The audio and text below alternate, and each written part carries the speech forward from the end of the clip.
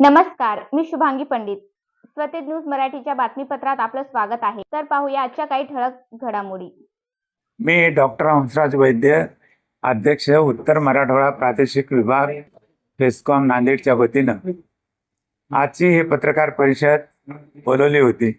त्यामध्ये आम्ही शासनाला नवीन काहीही मागत नाही. शासनाने राजपत्र 15 जुलै 2025 काढलं. हे राजपत्र काढल्यानंतर त्याचा नंबर त्याने दिला, सर्वसाधारण नंबर 78 असं त्याच्यावर नमूद केलेलं आहे.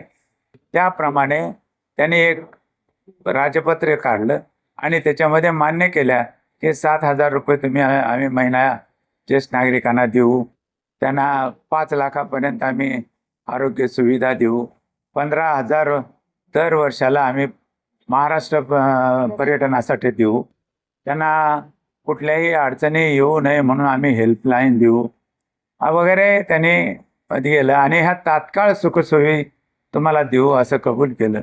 पण आज जवळपास 10 महिन्यापेक्षाही जास्त वेळ होऊन सुद्धा शासनाने त्याच्यातली एकही गोष्ट आमच्यापर्यंत आणली नाही, आमच्यासाठी केलं नाही.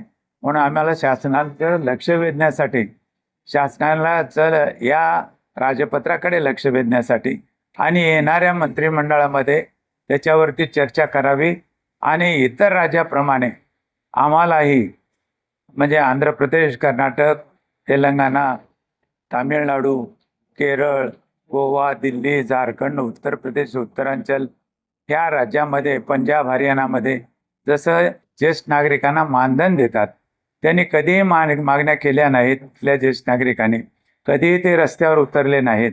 पण आपले महाराष्ट्र तर हे पुरोगामी राज्य समजलं जातं, फुले शाहू आंबेडकरांचं राज्य समजलं जातं, याच्यावर सुसंस्कार झालेले आहेत असं मानतो आपण. तरी पण आम्ही अनेकदा रस्त्यावर उतरून सुद्धा शासन आमच्याकडे लक्ष देत नाही. हे अत्यंत खेदाने आम्हाला इथं नमूद करावं असं वाटतं. आणि शासनाला नम्र विनंती आहे की आम्हाला आगाऊचं काही नको. तुम्ही जे मान्य केलेलं आहे ते तंतोतंत पाळा. तुम्ही मान्य केलेलं आहे 60 वर्षच ग्राह्य धरा. शासनाचे सगळ्या योजना 60 वर्षाच्या वरच्या ज्येष्ठ नागरिकांना मिळाव्यात याचं पालन करा. दुसरी गोष्ट अशी की इतर राज्याप्रमाणे त्यांना मानधन द्या. म्हणजे कारण काय, तर आता ते तारुण्यावस्थेपासून ते आज तागायत त्यांनी देशासाठी खूप त्याग, सहयोग आणि समर्पण केलेलं आहे. म्हणून त्यांना राष्ट्रीय संपत्ती घोषित करून त्यांना लाडके मायबाप योजना आणा आणि त्यांना त्या अंतर्गत महिन्याला फक्त तुम्ही 7,000 कबूल केले, पण आमचं म्हणणं आहे की तुम्ही 5,000च का होईना द्या त्यांना. म्हणजे त्यांच्या घरी आता अशी परिस्थिती आहे की हे म्हातारे सगळ्या कुटुंबियांना जड झालेले आहेत. त्याचं कारण असं की मुलं बाळं चांगले असून सुद्धा प्रत्येक वस्तूच्या किमती आकाशाला भिडलेल्या आहेत. त्यामुळे त्याला न कमावणारे म्हणलं तर मायबाप आणि ते आता जड झालेले आहेत, तर ते जड होणार नाहीत. तुम्ही जर मानधन देऊ केलं तर ते सन्मानानं त्या कुटुंबामध्ये जगतील. तर तुम्ही आम्हाला राहण्याची, जेवणा खाण्याची व्यवस्था करतो असं राजपत्रात लिहिलेलं आहे, पण आम्हाला तसलं नको आहे. आम्हाला वृद्धाश्रम नको आहेत. आम्ही आमच्या गोकुळातच आम्ही आनंदानं आणि सन्मानानं जगू. फक्त आम्हाला मानाचं पान म्हणून इतर राज्याप्रमाणे आम्हाला काहीतरी द्या. 5,000 रुपये आम्ही मागणी आहे आमची. त्याचं कारण असं की आता महागाई वाढलेली आहे. 2दाचं जेवण, 2दाचा चहा आणि औषधं पाण्यासाठी म्हणून आम्हाला 5,000 रुपये महिना तरी द्या.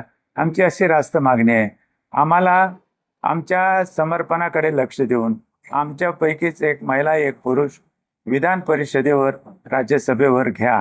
आमचं मंत्रालय वेगळं करा आणि आम्हाला न्याय लवकर मिळाला ही आमची भावना आहे. दुसरं आमच्याकडे काही नाही. शासनाने सगळं आमच्याकडे लक्ष द्यावं. आमच्यामुळं शासन आहे हे त्यांनी लक्षात घ्यावं. आम्ही अत्यंत प्रामाणिक आणि अनुभव संपन्न असे मतदाता आहोत. आम्ही कधीही इतर ह्याच्या पक्षामध्ये किंवा आमचा मताचा विभागणी केलेली नाही. आम्ही ठामपणे छातीवर हात ठेवून सांगू शकतो की केंद्र सरकार आणि राज्य सरकार हे ज्येष्ठ नागरिकामुळं आहे आणि आता पुढेही राहणार आहे. म्हणून आम्हाला एवढंच आम्ही लक्ष वेधू इच्छितो शासनाचं की तुम्ही जे कबूल केलेलं आहे ते फक्त प्रामाणिकपणे अंमलात आणा आणि आम्हाला थोडं तरी का होईना मानधन द्या. आमचा अट्टहास नाही, पण आम्हाला सन्मानानं जगण्यासाठी आम्ही कमवते न राहिल्यामुळं, आम्ही करते न राहिल्यामुळं आम्हाला काहीतरी तुम्ही द्या, एवढीच आमची मागणी आहे. आणि म्हणून शासनास नम्र विनंती आहे की येत्या मंत्रिमंडळाच्या बैठकीत त्यांनी निर्णय घ्यावा आणि आम्हाला न्याय द्यावा. एवढंच या प्रसंगी सांगतो, थांबतो. जय हिंद, जय महाराष्ट्र, जय ज्येष्ठ नागरिक चळवळ.